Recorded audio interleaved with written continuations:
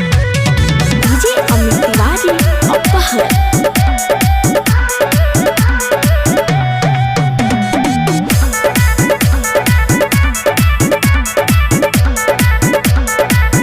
काहे धनिया बचनिया तू बोले लुआईठ के समस्या के हल प्यारी होखेला बैठ के।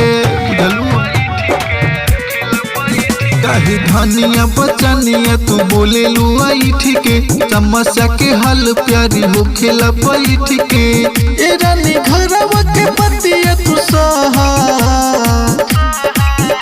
हमरा परहबू के देवारे परहबू हमरा परहबू के देवरे परहबू हमरा परहबू के देवरे परहबू हमरा परहबू के भैया भी परहबू।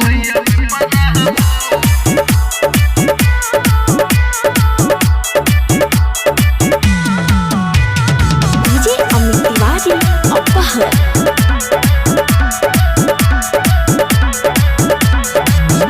ई कवन जिद धैले बाड़ू हो रानिया कैली दूसवार बाड़ू धान खाना पानिया।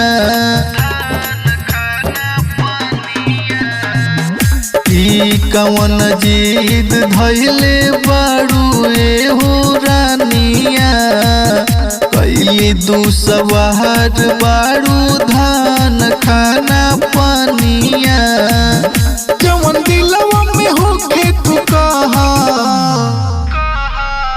हमरा परहबू के देवरे परहबू हमरा परहबू के देवरे परहबू हमरा परहबू के देवरे परहबू हमरा परहबू की भैया भी परहबू।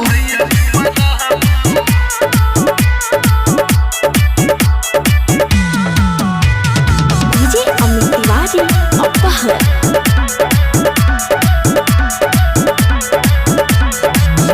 बतिया लमहनी जहनी करा तू झमेला अनिल परवान दिलीप सही न होखेला।